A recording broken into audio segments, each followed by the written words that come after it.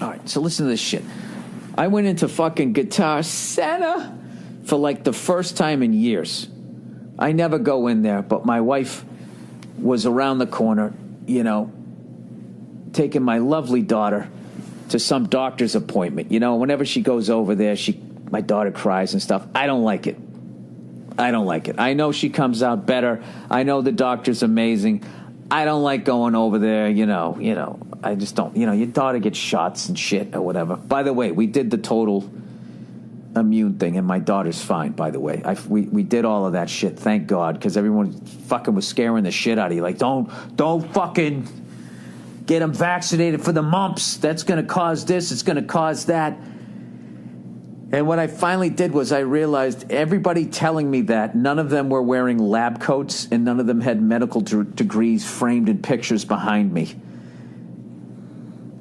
And I said, I'm going to roll the dice with the person that went to school for this shit. And we did, and she's fine. She's totally alert, smiles and all that type of shit. There was nothing bad happened, thank fucking Christ. But I don't like to be there when that shit goes down. So I just said, listen, I'll be around the corner. I'm going to go buy some drumsticks, blah, blah, blah, blah. So I walk into Guitar Center, and I'm there right as it's 10 minutes before it opens. It finally opens, and I go upstairs to their drum department, because they always banish drums to the back of the music. They're always like, go fuck yourself, right? Guitar is the hot chick, Or it sort of used to be. Now I'm finding the electronics, that whole generation of like DJ music and all that shit is like, that's coming up more to the front of the store, or becoming a larger surface area of the store, which is another thing making me feel old. Other than all these people that, I remember, like, they were young. That's what I'm just trying to say. They were like young when I was young. They were like in their 20s and shit, and now they've lived a full life and are dead. And I'm like, how the fuck does that happen? It's like, well, Bill, you're 49. In 20 years, you can be 69. You can be pushing 70. That's how fast it fucking goes. So, I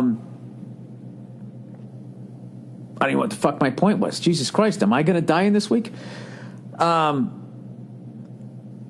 was I saying? Oh, yeah, so I go over to the fucking Guitar Center, and I walk in. So I go upstairs to buy some drumsticks, and I'm there so fucking early, there's like nobody there. So I walk up, and I grab my drumsticks that I always get, get a 5B, right? And I fucking, I'm going to try out the electronic drum kits, you know what I mean? They got that sick-ass Roland one that has like literally like a regular acoustic-looking bass drum. I was fucking around on that thing. That thing's amazing. Oh, my God. If you want to ever feel like you're ready to play a fucking arena, sit down on one of those fucking Roland kits. And this is not free advertising. I'm just calling a spade a spade. They're fucking unbelievable. So, anyways, I'm looking around, and I sit behind this one kit, and I go to hit the bass drum, and they got this head on it that looks like a regular head, and it barely makes any noise. I'm like, what the fuck is this? What is this technology? I didn't know this existed. And then I was looking, and they had the little Questlove breakbeat kit, and then they had another one, like an upgraded version of that, which was the Sonar kit. And I was like, oh, fuck, look at these little ass things. And then they got these heads that make no fucking noise, right?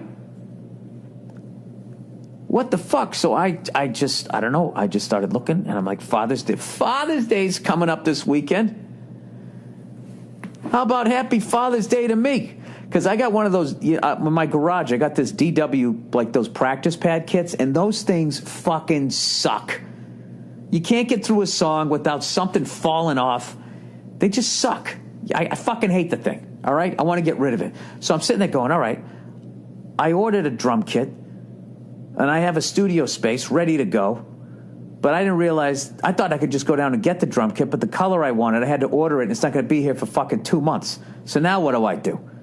What do I do in the meantime? And then suddenly I get this idea. I go, I know, I'm going to buy one of these little fucking martini kits here.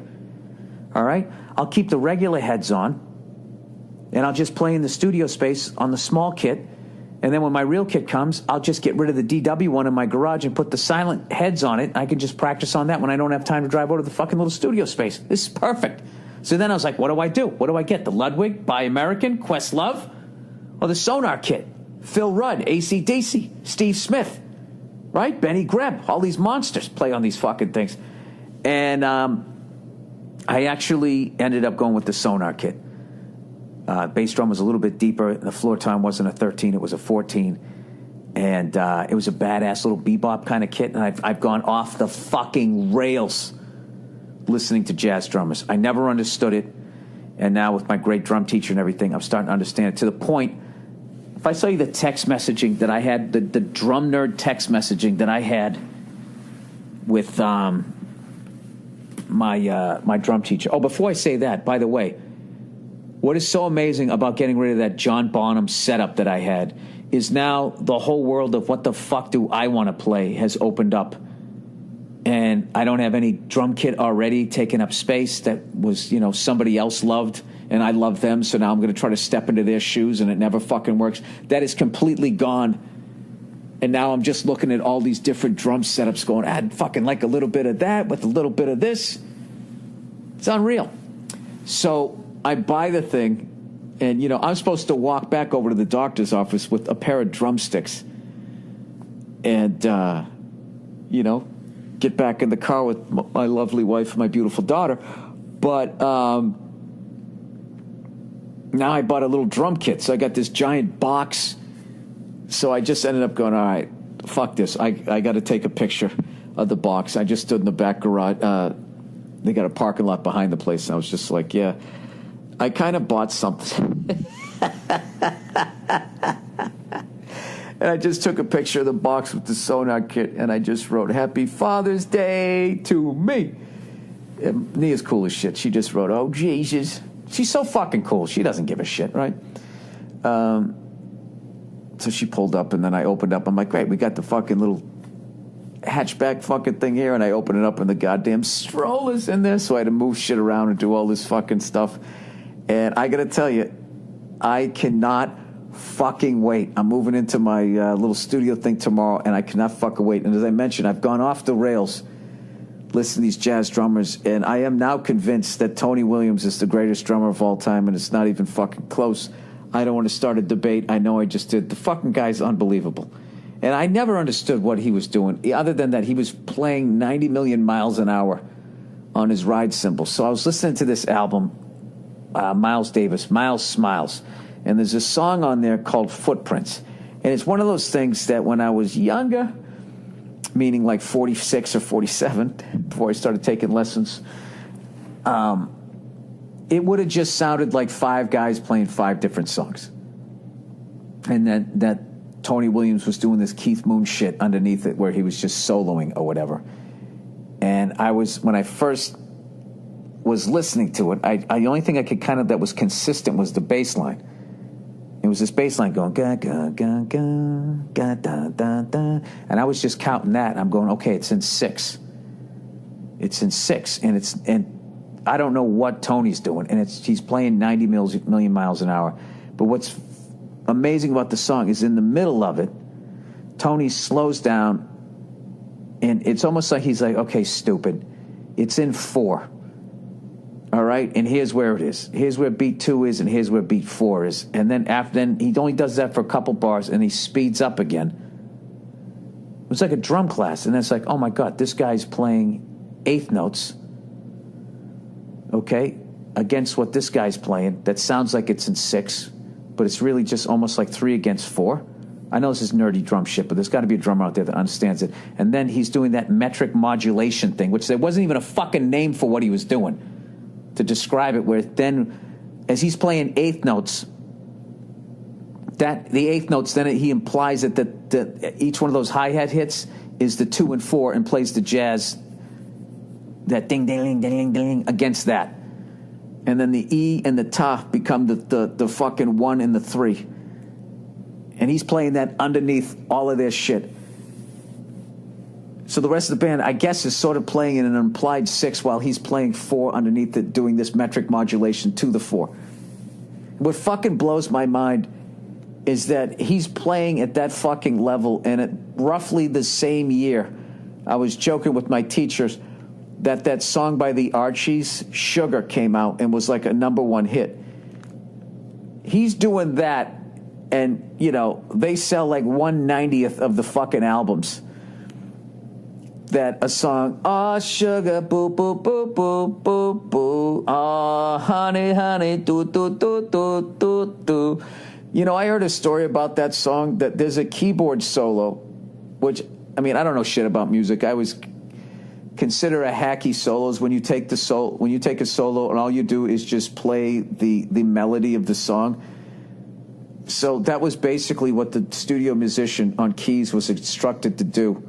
So he's reading the sheet music and he was playing the solo to that song, and evidently he started laughing when he was playing it because it sounded like some 5-year-old shit. But of course that sells a zillion albums, which brings me back to the Golden State Warriors. Jesus, I'm going a long way. Where people are going, yeah, this is bad for basketball. Why is it getting such high ratings? I'll tell you why. Because the Archies outsell Miles Davis. There you go. Go fuck yourself. I'm done talking about the NBA. So anyways, I got a little sonar kit. I'm so fucking excited to play it. I can't wait. I'm not going to have any time. I won't have any fucking time to do it. But every once in a while, old daddy daycare, my little princess. That's what I call her, my little princess. She got the, babies have those little cute little fat hands. Every morning I wake up, I put my little index finger in her hand. They always squeeze it. And then I say, oh, good morning, princess. And I kiss her little fat baby hand.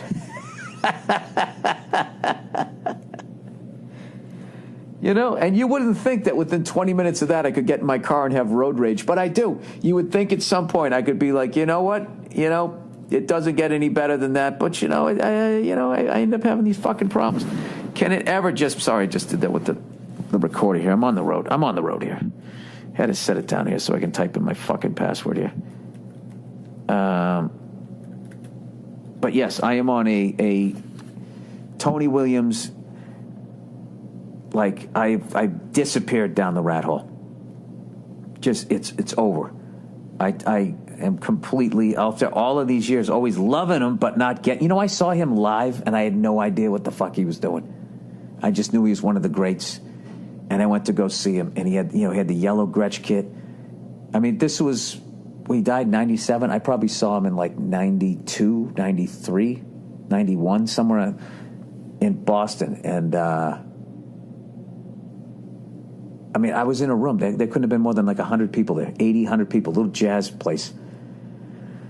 And I told you this before, and during the break, I walked up and I just was looking at his whole setup. He had the black dot heads, the big, 15-inch hi-hats and shit. I saw everybody. I told you guys this before. I saw Louis Bellson. He just stood there next to his kit, and you went up and shook his hand. It was nuts. It's fucking nuts. And if anybody else knows any, cool shit from that fucking era for me to listen to, it just fascinates me how, jazz was, the mainstream, and then blues and R&B, and then, white people turned it into rock and roll or whatever, that ended up taking over. And it's just it was gonna, because the direction, if jazz just kept growing and growing and growing, to the point that shit that I was just explaining to you guys, it took me 30 years to understand what the fuck was going on. Just as a regular person, you're going to lose the mainstream at that point. But you got to give it up to those guys for having the balls to just say, yeah, well, fuck it. This is the direction we're going in. They have to be, the level that they were playing, they had to know that half the fucking audience had no idea what was going on. Or you were just playing to a whole crowd full of musicians, right? I know, I'm in way over my head. Who the fuck am I? Who am I? I'm just a comedian who does a fucking podcast here.